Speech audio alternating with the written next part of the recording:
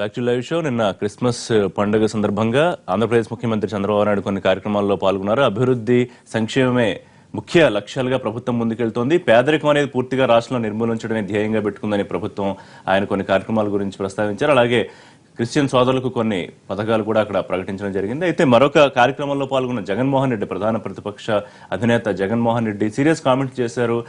హత్య రాజకీయాలను ముఖ్యమంత్రి ప్రోత్సహిస్తున్నారు, తమ పార్టీకి చెందిన నాయకుల్ని హత్య చేయించడానికి సంబంధించి కార్యకర్తలకు ధైర్యం ఎక్కడి నుంచి వస్తోంది అని చెప్పి కూడా కీలకమైన కామెంట్స్ చేశారు. దీని మీద మాట్లాడదాం. ఇక ముఖ్యంగా మరొక 4-5 రోజులు మాత్రమే మిగిలింది. డిసెంబర్ 30 తర్వాత ఎటువంటి పరిస్థితుందని అందరూ ఎదురు చూస్తున్నారు. అయితే డిసెంబర్ 30 తర్వాత ఆంక్షలు పూర్తిగా ఎత్తివేస్తారు అని ఎదురు చూస్తున్న ప్రజలకు మాత్రం చేదువార్తే. ఖచ్చితంగా డిపాజిట్లకు సంబంధించి అలాగే విత్డ్రాలకు సంబంధించి ముఖ్యంగా ఆంక్షలు కొనసాగుతాయి.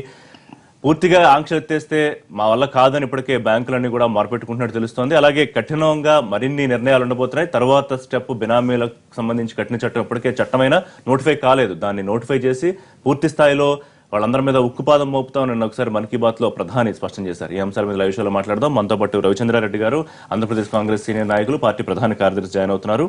రామకోటయ్య గారు, ఆంధ్రప్రదేశ్ బీజేపీ సీనియర్ నాయకులు, ASIC central board member. Karumuri Nageswara Rao garu, మాజీ ఎమ్మెల్యే, వైఎస్ఆర్సీపీ సీనియర్ నాయకులు. దివి శివరాం గారు, మాజీ MLA, Andhra Pradesh Telugu Desam party senior నాయకులు. రైట్, నాగేశ్వరరావు గారు, ముందు జగన్మోహన్ రెడ్డి గారి కామెంట్స్ మాట్లాడుకున్నాం. నిన్న క్రిస్మస్ సందర్భంగా ముఖ్యమంత్రి ప్రభుత్వం ఏ రకంగా పథకాలతో ముందుకెళ్తోంది, బడుగు బలహీన వర్గాల కోసం ఏమేం చేస్తోంది, పేదరికాన్ని పూర్తిగా నిర్మూలించాలంటే నేను ఒక్కడే కాదు మీరందరూ నాతో కలిసి వస్తే మనం ఆ కార్యక్రమాలు ముందుకు తీసుకెళ్దాం అన్నారు. ఇదొక ఆస్పెక్ట్. అయితే జగన్మోహన్ రెడ్డి గారు హత్యా రాజకీయాలు ప్రోత్సహిస్తున్నారు ముఖ్యమంత్రి అని చాలా సీరియస్ కామెంట్ చేయడాన్ని ఎట్లా చూడాలి? అంటే ఒక ఎంపీటీసీ హత్యకు ప్రభుత్వాధినేతకు ఏ విధంగా సంబంధం ఉండి ఉండొచ్చు? తండ్రి, ఒక కుటుంబానికి తండ్రి ఆ పిల్లల్ని సన్మార్గంలో, చక్కని మార్గంలో నడిపించుకుంటే అన్ని కరెక్ట్గా ఉంటాయి. కానీ ఈయన ముఖ్యమంత్రి అయిన వెంటనే తొలిగా కలెక్టర్ల మీటింగ్లో మా వాళ్ళని వెనకేసుకురండి, మా వాళ్ళని చూడండి, మా వాళ్ళని జాగ్రత్తగా చూడండి అని ఫస్ట్ చెప్పడం జరిగింది. మళ్ళీ మొన్న కూడా చెప్పడం జరిగింది. మీకు దీనికి నిదర్శనం ఎవరినైనా కొట్టొచ్చు, ఎవరినైనా ఇది చేయొచ్చు అన్న దానికి వనజాక్షి ఎంఆర్ఓగా పనిచేస్తున్న ఆవిడ్ని మీద కొట్టి దౌర్జన్యం చేస్తే దాన్ని పంచాయతీ, ఒక ఊర్లో పంచాయతీ చేస్తున్నట్టుగా ఒక సీఎం వీళ్ళిద్దరిని పిలిపించుకుని పంచాయతీ చేసి ఆమెనే మళ్ళీ తిట్టి పంపించే కార్యక్రమం చేసి ఆయన ప్రోత్సహించాడు. ఆయన మళ్ళీ అంగన్వాడీ టీచర్ని దుర్భాషలాడి తిడితే వాళ్ళు నల్ల చీరలు కట్టుకుని వచ్చి 15 రోజులు ధర్నా ఎన్ని చేశారు, ఏమీ పట్టించుకోలేదు. తర్వాత మళ్ళీ అటవీ శాఖ ఆఫీసర్లు కొడితే ఏమీ పట్టించుకోలేదు. మొన్న మీ జర్నలిస్టులను కొట్టాడు. మీ జర్నలిస్టులు ఈ రోజుకి రోడ్డెక్కి చేస్తా ఉన్నారు. కనీసం అరెస్ట్ కూడా చేయలేదు. మొన్న కేసు రిజిస్టర్ చేశారు. అది ఎవరి ప్రోత్సాహం? ఒక అంగన్వాడీ టీచర్లు వేలాది మంది రోడ్డు మీద ధర్నా చేస్తా ఉంటే ఆ నెక్స్ట్ డే ఆ కాన్స్టిట్యున్సీకి వచ్చాడు సీఎం గారు. మా వాడు గొప్ప నాయకుడు, చాలా గొప్ప, అంటే ఆయన ప్రోత్సహిస్తున్నట్టు కాదా? ఇవాళ ఇసుక, మట్టి అన్ని దౌర్జన్యం, దోపిడీ. మా వెస్ట్ గోదావరిలో ఇప్పటి వరకు 9 మర్డర్లు అయినాయి. ఎప్పుడు మర్డర్ అన్నది చూడండి, ఎరగంది. మేము హెడ్ క్వార్టర్లో పగల మర్డర్లు చేస్తున్నారు. ఎవరు చేస్తున్నారు? అట్లా కాదు. ఇప్పుడు రాష్ట్రంలో జరిగే ఏ ఇన్సిడెంట్ కైనా, లేకపోతే అక్కడ లోకల్ గా ఉండే అనేక ఈక్వేషన్స్ మూలా జరిగే ఇన్సిడెంట్ అన్నిటికీ మీరు ఎట్లా ముడిపడతారు? అవునండి, మీకు ఒకటి నిదర్శనం నేను చెప్పాను. అంటే అది ఒక ఇంటి పెద్ద అయిన వాడు అది కంట్రోల్ గా గట్టిగా ఉంటే ఏది జరగదు. ఇవాళ మొత్తం కంప్లీట్ వదిలేశాడు ఆయన. ఏమైనా చేయండి, ఏదైనా చేయండి, ఏదో రకంగా మన పార్టీలోకి రాకలేదు. నయాన భయాన భయపెట్టి ఒక్కటి కాదు, అరాచకం రాజ్యం వెళ్తుంది. మీకు ఇంకా తెలియదు. మీరు రవిచంద్రారెడ్డి గారు, ఒకటి రాజకీయం కోసం చాలా విమర్శలు చేసుకోవచ్చు. చంద్రబాబు నాయుడు గారు, జగన్మోహన్ రెడ్డి గారు అనేక సార్లు విమర్శలు చేసుకున్నారు. ప్రభుత్వం అభివృద్ధిలో ముందుకు తీసుకెళ్దాం అనుకుంటే రాష్ట్రాన్ని అడ్డుకుంటోందని, లేకపోతే ఇట్లాంటి ఉన్మాద పార్టీలు అవసరమా, ఇట్లాంటి కామెంట్స్ ప్రభుత్వ అధినేత చేశారు. జగన్మోహన్ రెడ్డి కూడా టాడా కేసులు పెట్టాలి, లేకపోతే కాలర్లు పెట్టుకుని అడగాలని అడిగారు. అయితే హత్యా రాజకీయాలు అనేది ఒక సీరియస్ కామెంట్ కదా? అట్లాంటి పరిస్థితి నిజంగా ఉందా? గతంలో ఎప్పుడో ఫ్యాక్షన్ రాజకీయాలు, హత్యా రాజకీయాలు మాట్లాడుకునే మాటలు మళ్ళీ ఇప్పుడు కొత్తగా ఎందుకు తెర మీదకి వస్తున్నాయి? అంటే హత్యా రాజకీయాలు అంటే ముఖ్యంగా ఆయా మీరు అన్నట్టు ఆయా లోకల్ సామాజిక పరిస్థితులను బట్టి, ఆ వర్గాలను బట్టి ఏదైనా జరుగున్నప్పటికీ ముఖ్యంగా హత్యా రాజకీయాలని మేము అనం. కానీ సెటిల్మెంట్ రాజకీయాలు మాత్రం ఖచ్చితంగా చంద్రబాబు నాయుడు గారు చేస్తూ ఉన్నారు. ఎట్లా సెటిల్మెంట్ రాజకీయాలు అనే దానికి 2 రోజుల ముందు జరిగిన సంఘటన మనకు ఒక నిదర్శనం. జానీ మోహన్ గారు ఏదైతే జడ్పీ చైర్మన్ గా ఉన్న ఆమెని ముఖ్యంగా రావెల కిషోర్ బాబు విషయంలో జరిగిన విషయాన్ని ఆ ప్రాణభయం ఉందని చెప్తే 3 సభ్యులతో ఒక కమిటీ వేస్తారు వెంటనే. అంటే ఒక మైనారిటీ మహిళ ముస్లిం సంఘాలన్నీ వచ్చి రోడ్లు ఎక్కిన తర్వాత నేను చెప్తాను, ముఖ్యంగా మైనారిటీ సంఘాలని రోడ్లు ఎక్కిందా కనీసం ఆ కేసు కూడా రిజిస్టర్ కాలేదు. ఆ కేసు రిజిస్టర్ కాకపోవడం అంటే మంత్రికి అగెనెస్ట్ గా ఉన్నారు. రావెల్ కిషోర్ బాబు గారి విషయంలో గతంలో కూడా వాళ్ళ అబ్బాయి విషయంలో కూడా ఒకసారి మైనారిటీల మీద హైదరాబాద్ లో ఏం జరిగిందో దాని కేసును ఏ విధంగా పరిష్కారం చేశారో మనం చూసాం. అంటే అప్పుడు ఒక సెటిల్మెంట్ చేశారు. రావెల్ కిషోర్ బాబు గారి కోసం డబుల్ ధమాకా అన్నట్టు కొడుకు ఒకసారి సెటిల్మెంట్ చేస్తే నాన్నగారికి ఒకసారి సెటిల్మెంట్ చేయడం జరిగింది, ముఖ్యంగా మైనారిటీల విషయంలోనే. ఎందుకు అంత ప్రేమ రావెల్ కిషోర్ బాబు గారు అంటే చంద్రబాబు నాయుడు గారికి? మరి ఆయన వర్గాన్ని లేకపోతే ఆయన మంత్రివర్గాన్ని లేకపోతే ఆయన ఎమ్మెల్యేలని వాళ్ళు కాపాడుకోవడం కోసం ఎవరి మీద ఏ దాడులు జరిగినప్పటికీ చిన్న విచారణ సంఘం పేరుతో 2-3 సభ్యులతో వేయటం, వాళ్ళకి వ్యతిరేకంగా ఎవరైనా కంప్లైంట్ ఇవ్వడానికి పోయినా కంప్లైంట్ రిజిస్టర్ చేయకపోవటం, దాని మీద సరైన చర్యలు లేకపోవటం, ముఖ్యమంత్రి స్థాయిలో ఇన్వాల్వ్ అయ్యి మరి సెటిల్మెంట్లు 2-3 రోజుల్లోనే జరిగే విధంగా వాళ్ళనే భయభ్రాంతులను చేసి తిరిగి వాళ్ళ ద్వారానే మాకంతా సెటిల్ అయిపోయింది, మేమంతా పరిష్కారం చేసుకున్నామని ఏదైతే చెప్తున్నారో ఈ విధంగా అణిచివేత ధోరణి, ముఖ్యంగా దీన్నే సెటిల్మెంట్ రాజకీయాలు అంటున్నాం మేము, హత్య రాజకీయాలు. ఏకీభవించకపోయినప్పటికీ ఆయా లోకల్ పరిస్థితుల వల్ల ఆ విధమైన కామెంట్ ఏమైనా వచ్చిందేమో. మేమైతే చంద్రబాబు నాయుడు గారు ఖచ్చితంగా సెటిల్మెంట్ రాజకీయాలు చేస్తున్నారని ఖచ్చితంగా చెప్పగలం. దానికి సాక్ష్యం నేను చెప్పిన ఎగ్జాంపులే. ముఖ్యంగా ఏదైతే ఉందో ఒకటి కాదు, మీరు చూడండి ఆ వనజాక్షి గారి విషయంలో కూడా ఇప్పుడు చెప్పిన విషయం కానీ అదొక సెటిల్మెంట్ రాజకీయం. నయానా భయానా, ముఖ్యంగా ఇప్పుడు జానీమోహన్ గారు కానివ్వండి, ఏదైనా కానివ్వండి, ముఖ్యంగా సెటిల్మెంట్ రాజకీయాలు మాత్రం తెలుగుదేశం ఖచ్చితంగా పాటిస్తూ ఉంది. ముఖ్యంగా వాళ్ళ కార్యకర్తల్ని, వాళ్ళ ఎమ్మెల్యేలని, వాళ్ళ మంత్రుల్ని కాపాడుకునే దానికోసం న్యాయం జరగాల్సిన దగ్గర న్యాయం చేయాల్సిన పెద్ద మనిషిగా ఉన్న ముఖ్యమంత్రి గారే సాక్షాత్ ఇన్వాల్వ్ అవుతున్నారేమో అని మా అనుమానం. చిత్తూరు మొన్న ఈ మాటకు అడ్డొచ్చింది. చిత్తూరులో కూడా నాకు ప్రాణభయం ఉందంటే అది అన్న వదిలేస్తే అక్కడ కూడా మీరు చూశారు మున్సిపల్ కౌన్సిలర్ ఎవరు మర్డర్ జరిగింది. ఇవన్నీ మీకు ఆయన అన్నారు సెటిల్మెంట్ అని, సెటిల్మెంట్ దాటితే మర్డర్లే అవుతున్నాయి. రైట్, మీరట్లా చూసారు రామకోటయ్య గారు. అంటే అట్లాంటి పరిస్థితికి నిజంగా రాజకీయాలు వెళ్ళిపోతున్నాయా, లేకపోతే రాజకీయ విమర్శల కోసం అట్లాంటి కామెంట్స్ చేయాల్సి వస్తుంది అనుకోవాలా?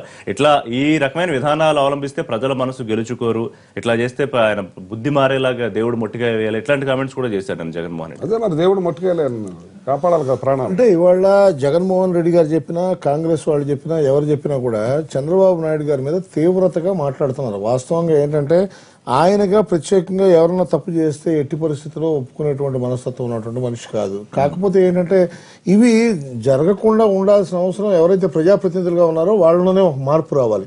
ప్రజలకు సేవ చేస్తామని వచ్చినటువంటి వాళ్ళు కొంతమంది ప్రజలకి ఇలాంటి తీవ్రమైన కార్యక్రమాలు చేసి అధినేతకి పార్టీకి కూడా చెడ్డ పేరు తీసుకురావడం అనేది ఇబ్బందికరమైన విషయం.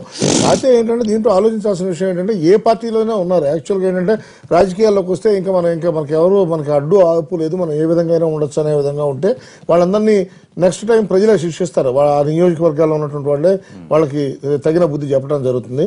కానీ ఇప్పుడు యాక్చువల్గా నాగేశ్వరరావు గారు చెప్పినటువంటి వాళ్ళైనా లేకపోతే రవిచంద్ర చెప్పినటువంటి వాళ్ళు కూడా చాలా ఇంపార్టెంట్ విషయం ఏంటంటే రాజకీయ నాయకులు పారదర్శకతతో ఉండాలి. ఆ పారదర్శకత ఎంత స్థాయిలో ఉండాలి అంటే ఎట్టి పరిస్థితుల్లో వాళ్లకు ఉన్నటువంటి స్వలాభాన్ని వీటన్నింటినీ మర్చిపోవాలి. కానీ వీటిని మర్చిపోయి ఇప్పుడు వీళ్ళు చేస్తున్న విధానం కొన్ని దందా విధానాల వల్ల పార్టీకి అధినేతకి, ఎందుకంటే రాష్ట్రంలో ఇవాళ మనం విడిపోయిన తర్వాత రాష్ట్రానికి దిశానిర్దేశం లేని సమయంలో మన చంద్రబాబు నాయుడు గారు మనకు అధికారం చేపట్టడం జరిగింది. ఆయన చేసుకెళ్లే కార్యక్రమాలు ఆయన చేసుకెళ్తున్నారు. చేసుకెళ్లే కార్యక్రమాల్లో ఇవేంటంటే అనవసరంగా పిల్లాడు వచ్చి తండ్రికి పెద్దచేరు తీసుకొచ్చినట్టుగా ఈ శాసనసభ్యులు కానీ ఎవరైనా కానీ చిన్న చేసే కార్యక్రమాల వల్ల నియోజకవర్గాల్లో వచ్చే వాటి కోసం ఒక్కోసారి ఏంటంటే ఇవి ప్రజల్లోకి వెళ్లకుండా ఉండడం కోసం ఒకసారి రక్షించడానికి ఆస్కారం. ఎందుకంటే వనజాక్షి విషయాన్ని అందరం ఖండించాం, అలాగే చిత్తూరులో జరిగినటువంటి విషయాన్ని అందరం ఖండించినా కూడా వాస్తవం ఏంటంటే ఈ కార్యక్రమాలు ఇలా కొనసాగితే పార్టీలో ఉన్న ప్రతిష్ట దెబ్బతింటుంది. కాబట్టి శాసనసభ్యులు తప్పు చేయకుండా ఉండేటువంటి విధంగా వాళ్ళకే పరివర్తన రావాలి. చంద్రబాబు నాయుడు గారు లాంటి మంచి లీడర్ ఉన్న సందర్భంలో ఈ విధంగా చేయటం వల్ల రాబోయే రోజుల్లో ఇబ్బందికరమైన పరిస్థితి ఏర్పడుతుంది. కాబట్టి వాళ్ళు అవగాహన చేసుకుని ఆయనకి చెడ్డ పేరు తేకుండా ఉండాల్సిన అయిపోయింది చెప్పేది. మనం ఇప్పుడు వాళ్ళు చంద్రబాబు నాయుడు గారు ఒక పెద్ద మనిషిలో కూర్చుంటే చేస్తే ఇలాగే ఉంటది. అదే కనుక పోలీసుకి లా అండ్ ఆర్డర్ ప్రకారం వాళ్ళు చేసిన నాగేశ్వరరావు గారు ఆయనకి మంచి పేరు వచ్చేది. ఆయన మంచి పేరు చేతిలో కొరడా తీసుకుని శాసనసభ్యులు కొట్టాలని డిపార్ట్మెంట్ అంటే ఎమ్మెల్యేలకి డిపార్ట్మెంట్ లేదా? ఎమ్మెల్యేలకి డిపార్ట్మెంట్ లేదా? మనీ ట్రాన్సాక్షన్ ఇబ్బంది వచ్చినప్పుడు అంటే మీరు అన్ని సీఎంఏ చేస్తాడా? అన్ని సీఎంఏ చేస్తారా? ఎక్కడో ఇది జరిగిందని సీఎం కి సంబంధం సీఎం ఎందుకు చేయాలని? అంటే సీఎం సెటిల్మెంట్ లో కూర్చుంటే ఎలాగా ఉంటుంది? సీఎం ఎప్పుడు సెటిల్మెంట్ లో చేశారు అప్పుడు. వనజాక్షి విషయంలో నేను చెప్పేది వినండి, మా పార్టీకి సంబంధం లేదు. వనజాక్షి విషయంలో ఏం చేశారు? వనజాక్షి విషయంలో ఆవిడ అమ్మ నీకు ఆయనే కూర్చోబెట్టి పిలిచి చేశారు. అది ఎందుకు చేయాలన్నా? డిపార్ట్మెంట్ డిపార్ట్మెంట్ చేయాలి కదండి. ఎంతసేపటికి నల్ల కళ్ళద్దాలు డిపార్ట్మెంట్ చేయాలి కదా. ఆయన ఏం చేయాలంటే ఒక మాట అండి, నాకు నేను స్టూడెంట్ డేస్ హౌస్ సర్జన్ చేసినప్పటి నుంచి చంద్రబాబు గారు పర్సనల్ గా తెలుసండి, దగ్గర వెరీ క్లోజ్ గాను 25 years 30 years. ఇంతవరకుగా ఈ హత్యా రాజకీయాలు కానీ నేర రాజకీయాలు కానీ ఆయన చెప్పటం కానీ సపోర్ట్ చేయటం కానీ దానికి ఏదో మసిపూసి మారేడుకాయ చేయటం కానీ ఏనాడు జరగలేదు. నేను నిర్ద్వందంగా చెప్తున్నాను, ఎవడైనా ఏం మాట్లాడితే వాళ్ళు గురువింది గింజలే. వాళ్ళు చేసే తప్పుడు పనులన్నీ మిగతా వాళ్ళ మీద తోలటం కోసం చేసే మాటలు తప్పించి గేమ్లో నెంబర్ 1. నెంబర్ 2, ఇక్కడ 4-5 ఇన్సిడెంట్ చెప్పాడు ఈయన. నేనుగా ఎందుకంటే నేను కూడా 2 సార్లు ఎమ్మెల్యేగా ఉన్నాను, అత్యంత సన్నిహితంగా ఉన్నాము ఆయనతోటి, ఇప్పుడు కూడా సన్నిహితంగా ఉన్నాము. అయినా కూడా he never allowed us to go beyond certain line. Naturally చేద్దామని ఆలోచన ఉంటే కానీ శివరాం గారు కొంతమంది చికాకు పెడుతున్నారా? ఈ మధ్య క్రమశిక్షణ కొంత లోపించిందా?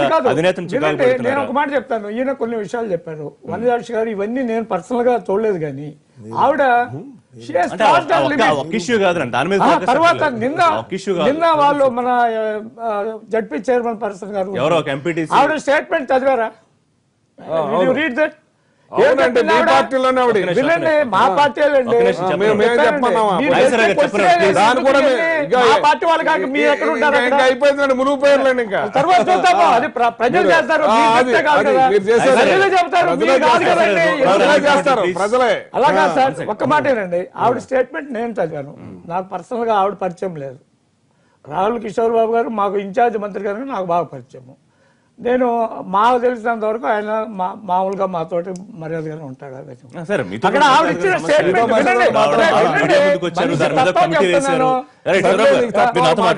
మా పార్టీ వాళ్ళు చెప్పారు.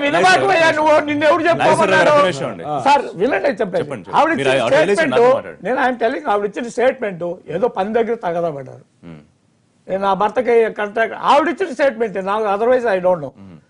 ఏదో పని దగ్గర నా భర్తను కాకుండా చేశారు, మమ్మల్ని ఇది చేశారు అని చెప్పి ఆవిడ ఇచ్చిన స్టేట్మెంట్. దాని మీద వెదర్ ఇట్ ఈస్ ఆవిడేమి నేరం నన్ను ఒక ఆరోపణ చేసినంత మాత్రమే ఆరోపణ. ఇప్పుడు నేను ఇప్పుడు ఇష్యూ అది కాదు. నేను అడిగింది ఏంటంటే హత్యా రాజకీయాలని ప్రతిపక్ష నేత చేసిన కామెంట్ గురించి చెప్పండి. ప్రతిపక్ష నేత చేసే కామెంట్లు ఇప్పుడు మాకు ఆంధ్రప్రదేశ్ లో అత్యంత అడ్వాంటేజెస్ పాయింట్ మాకేంటంటే తెలుగుదేశానికి అక్కడ జగన్మోహన్ రెడ్డి గారు ఉంటుంది. ఎట్లా అంటే అతను చేసే ఒక ప్రతిపక్ష నాయకుడిగా ఆయన చేపట్టాల్సిన నిర్మాణాత్మకమైన కార్యక్రమాలు బోల్డ్ ఉన్నాయి. ఇవి కూడా ఏదైనా జరిగినప్పుడు కూడా స్పందించాల్సిన అవసరం ఉంది. కానీ ఒక చిల్లర రాజకీయ నాయకుడు, ఎవడో లో లెవెల్ రాజకీయ నాయకుడు మాట్లాడినట్టు ఆయన మాట్లాడకూడదు. ఎందుకంటే హీఈస్ నెక్స్ట్ సీఎం. ఇప్పుడు అది కాదండి, సీఎం అన్నాను, మీరు వినకపోతే నెక్స్ట్ ఇప్పుడు ప్రోటోకాల్ లో ప్రతిపక్ష నేత చెవుడు వచ్చిందా ఏంటి? మీకు వచ్చింది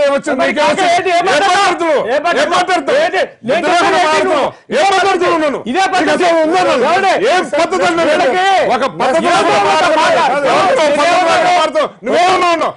ఆవిడేం మాట్లాడింది? మద్దతు చేస్తారు చెప్తాను. తెలుసు, నువ్వేం చదువు? రోజు చూస్తావా? టీవీలో చూడలేదు నువ్వు? ఏమిచ్చింది ఆవిడ? నన్ను చంపుతారంటలేదు.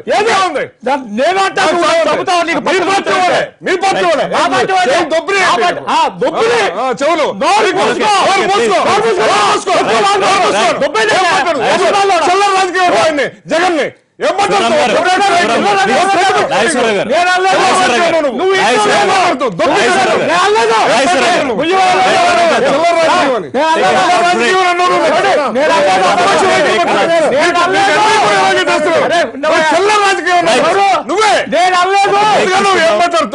జగన్ ని నీకేళ్ళు వచ్చినట్టు మాట్లాడుతావు నువ్వు. ఏళ్ళు వచ్చాక మాట్లాడు. అన్ని నడుస్తున్నాయి. చెల్లారా, అయినా కింద చెల్లారా, పడ్డాయి. చెల్లారా రాజకీయం.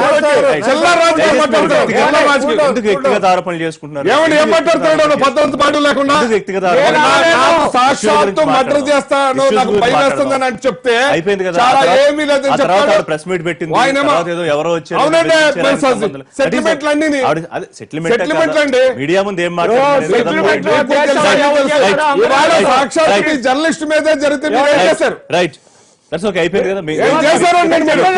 మీరు అన్నది ఏంటి? ప్రోటోకాల్లో అసెంబ్లీలో కానీ బయట కానీ ఏముంది ఫోటోకాల్ అసెంబ్లీలో ఒకసారి మాట్లాడిస్తున్నారా? మాట్లాడండి వాళ్ళు కదా. ఒక ప్రతిపక్ష నాయకుడికి ఒక్కసారి మైక్ ఇస్తే అరే, ఎమ్మెల్యేలు ఏంటి? కొనసాగిస్తారా? ఇదేనా ప్రోటోకాల్? ఇదేనా ప్రోటోకాల్? ఏంటి? ఆయన మాట్లాడినప్పుడు ప్రతిపక్ష నాయకుడు మాట్లాడిస్తున్నారా మీరు? ఆయన మాట్లాడు- గొంతు నొక్కే పని చేస్తున్నారు. నేను అసెంబ్లీలో ఎవరు వాడుకోలేదో, వచ్చిన అవకాశాన్ని ఎవరు వాడుకోలేదో దేశం ఎవరిచ్చారు ఇస్తానికి? వన్ సైడ్ పోతారు, వన్ సైడ్ చూస్తున్నారు కదా. ఏంటి? Right. రోజాని ఏం చేస్తారు, వాళ్ళు ఏం చేస్తారు, ఎవరిని ఏం చేస్తారు? బ్రేక్ తర్వాత వన్ సైడ్ గా కంటిన్యూ చేద్దాం. No, no. Stay tuned.